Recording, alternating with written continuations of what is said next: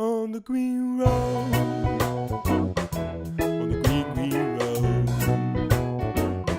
on the green road, on the green, green road. Pack up your bags, pick up your bags, we're going all around the globe.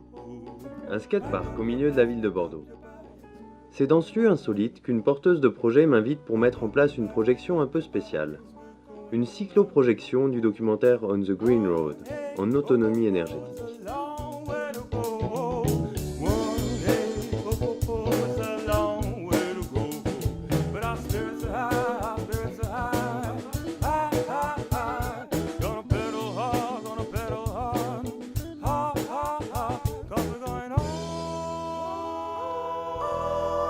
On the green road, on the green, green road, on the green road. On achève la journée en découvrant une proposition concrète d'habitat hors réseau, la Tiny Box, son projet. Un véritable petit laboratoire où des voyageurs peuvent venir expérimenter cette autosuffisance le temps d'un séjour. Ça doit faire peut-être 2 ans que ça a commencé à germer, à s'affiner au moins dans ma tête, et puis progressivement les personnes ont rejoint le projet. La construction elle-même a duré 8 mois. Elle me confie que le parcours n'a pas été simple. La gestion d'une petite troupe de caractère bien trempé et les journées de travail manuel ont largement éprouvé sa détermination. Mais cela, c'est à peine si elle en garde le souvenir, tant le projet la transporte aujourd'hui. Ce qui nous a beaucoup aidé pour agencer ce lieu, c'est le dépotoir de l'atelier. Une des activités que j'adorais pendant la construction, c'est d'aller au milieu du dépotoir, d'aller glaner des choses à droite à gauche pour essayer de voir.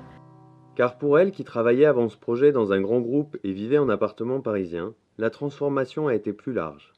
Désormais designer indépendante, elle travaille pour de petites structures partageant ses valeurs et adopter un style de vie nomade. Pour faire passer un message de frugalité, il faut qu'il y ait ce charme des matériaux, que les choses soient mises en valeur, qu'il y ait cet effet waouh en entrant, qui donne envie du coup d'expérimenter ça, de tester réellement l'endroit. Et je pense que le design n'est pas seulement une recherche d'esthétique, mais aussi rendre les choses accessibles, parlantes, que les choses paraissent simples, même si elles ne le sont pas forcément.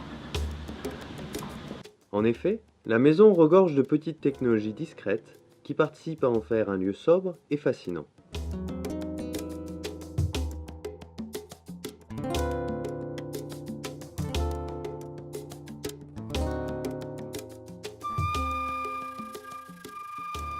Les gens ont très envie d'essayer par eux-mêmes. La plupart des équipements ici par rapport à l'électricité sont équipés d'indicateurs de charge. Donc ils voient ce dont ils disposent et ils optimisent leurs gestes quotidiens, quoi.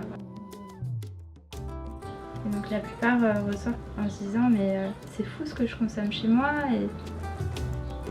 et ici vraiment le but c'était qu'il y ait très peu de besoins et du coup que ce soit très facile d'y répondre. L'autonomie énergétique en termes de sensation de liberté, je trouve ça assez fou, quoi.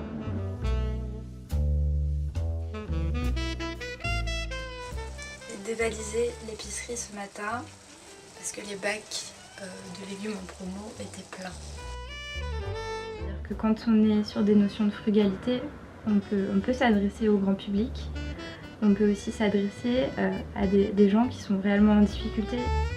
Car cette incubation à Darwin a aussi été pour Yolène un bel apprentissage, une mise en résonance plus large de ce que véhiculait déjà sa tiny house. J'ai eu la chance de bénéficier d'une sorte de résidence artistique. Donc je me suis retrouvée immergée au sein de ce village qui comporte, je pense, une vingtaine de tétrodons. Là, je me suis liée d'amitié avec un groupe de nomades sahraouis. J'ai été très émue de constater toute la désinformation qu'il y avait sur leur cause et aussi toute la bienveillance et toute la convivialité qui pouvait se développer dès lors qu'on leur donnait un peu de moyens, un peu d'espace. Pour un promoteur immobilier, c'est bien la chose la moins importante. Je découvre en effet que ce lieu est sur le point de disparaître, rattrapé par une logique immobilière froide. là où il est tant besoin de respiration, d'espace de vie et de souffle nomade. Mais ça, nous en parlerons au prochain épisode.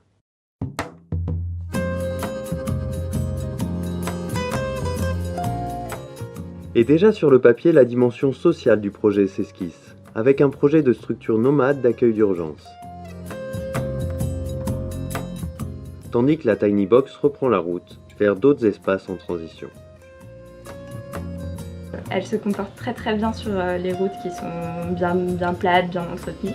Puis dès que tu as une route un petit peu bombée, finalement, sur un habitat qui fait 4 mètres de haut, une route bombée, la maison elle est comme ça ou comme ça. Donc parfois tu regardes dans le rétroviseur et tu te dis « Oula !»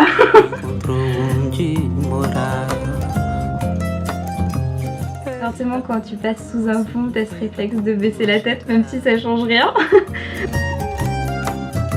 Tu peux pas aller très vite. Donc en fait, tu as beaucoup plus le temps d'apprécier les environnements que tu traverses, de passer par des petits bleds et de dire « je connaissais pas, c'est super mignon ici ». On devrait pouvoir retrouver le confort d'une maison traditionnelle tout en bénéficiant de ça, de cette ouverture un petit peu sur le monde, de pouvoir changer de jardin quand on le souhaite. Eita, quanto tempo uma canção demora no meu peito. Esse rio que passa, parece que a melodia encontrou onde morar. Esse rio que passa, eita, minha vida se varia depois que eu canto.